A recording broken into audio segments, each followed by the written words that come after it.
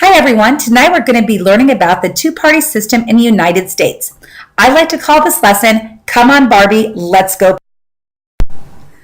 To get started, you're going to open the form with the link below. Once you get the form open, you want to split your screen so you can watch the video and respond to the questions. Pause the video while you open the form.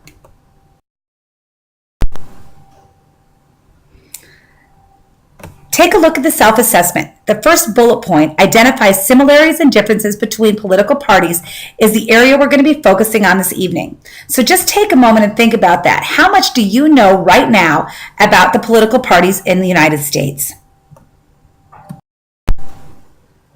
The essential question, what is power? We're going to be focusing more on the essential question. The topical question for this evening is, what role do political parties play in the democratic process? By the time you're done learning tonight, you should be able to define political party. You should be able to identify the two major political parties and explain their history. And you should be able to differentiate between the two major political parties. To get started, you're going to watch a video on political parties. To watch the video, you're going to pause the PowerPoint, and then you're going to click on the picture. That'll take you to the vocabulary video. Also, notice in your Google Doc that the lyrics to the song are in there too, so that you can use that to help you as well. I hope you enjoy the video. So remember, pause, then watch. P is for political party. So a quick recap of what you learned from the video. First, the Democrats are considered liberal, and they want more government action to solve problems in society. Then, we have the Republicans. Republicans are considered conservative. They believe in less government control and more individual responsibility. Notice on your Google Doc, you're going to be defining liberal and conservative. The hot links on the PowerPoint will take you there, and the link is also on the document. Finally, we do have third parties in America. A third party is a political party in opposition to the major parties in a two-party system. The primary purpose of a third party, number one, they focus the election on a particular issue. For example, Ralph Nader was always the environmental guy. He would move the attention to that. They take away votes from a major candidate. Let's talk about Ralph Nader again. In the election of Al Gore and George Bush, Al Gore may have won the election, except that the Green Party took votes away from Al Gore, leading to the victory of the Republican candidate. Some examples are the Green Party, the Tea Party, and many more.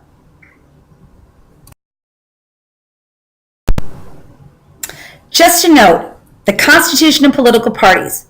Number one, political parties are not mentioned in the Constitution. Also, George Washington's farewell address. George Washington did not support political parties. Here's what he said. Hey, there's George in the picture, so just picture it. If political parties serves to distract the public council and enfeebles the public administration, agitates the community with ill-founded jealousies and false alarms, kindles the animosity of one against another. GW definitely did not support political parties. Just a brief history of political parties in America.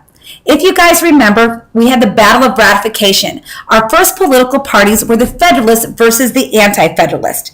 The Federalists believed in a strong central government, while the Anti-Federalists supported a weaker central government and stronger states' rights.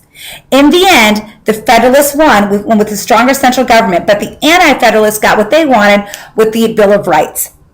From 1800 to 1860, well, interestingly enough, the Republicans and Democrats were actually one party during this time period.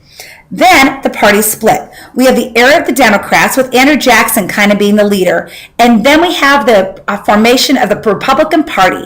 The Republican Party was formed in 1860 with Abraham Lincoln as its lead. The primary platform of the Republican Party was the opposition of slavery and also the idea of once again, back to the strong central government and the idea that the states' rights were over the federal government's rights were stronger than states' rights. So, the era of the Republicans begins after the election of Abraham Lincoln. One notable Democrat elected between 1860 and 1932 was Woodrow Wilson. He was elected when the United States was in World War I on the platform, well, actually before the United States entered World War I, on the platform that he will keep us out of the war. Then, the era of the Republicans ended in 1932 during the Great Depression. And from 1932 through 1968, that's known as the era of Democrats. A notable exception was President Eisenhower, who was a Republican who was elected after Harry S. Truman. Now, we're in the era of divided government. That's 1968 to the present.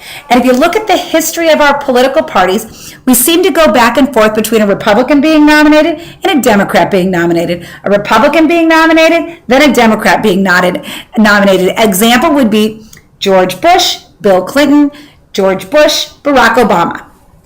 So that's where we are today. And currently, we have a Democrat in office with President Barack Obama. What is the function of a political party? First, they nominate candidates for office. Then they create a party platform, which is a statement of the promises and policies the candidate will do if elected. They also educate the public and act as a bonding agent by bringing the party faithful together. So the Republicans bring all the Republicans, and the Democrats try to bring in all the Democrats during an election. And they also act as a watchdog over the party in power. In other words, if we have a Democratic president like we do now, the Republicans try to point out any issues that might be going on with the Democrats to keep that party in check. And then if we had a Republican in office, the same thing would be occurring on the other side. Political parties often have the same goals, but different ways of reaching them. Overall, our political parties want what's best for the nation, but the Republicans and the Democrats will go about achieving those goals in a different manner. So, what role do political parties play in the democratic process? Now that we're done, are you able to define a political party? Can you identify the two major political parties and explain their history? And can you differentiate between the two major political parties? Make sure you have your worksheet complete on your Google Doc, because we'll be talking about that tomorrow, and get ready to take a stand for where you believe you stand on the political party spectrum. Thanks, and have a great night.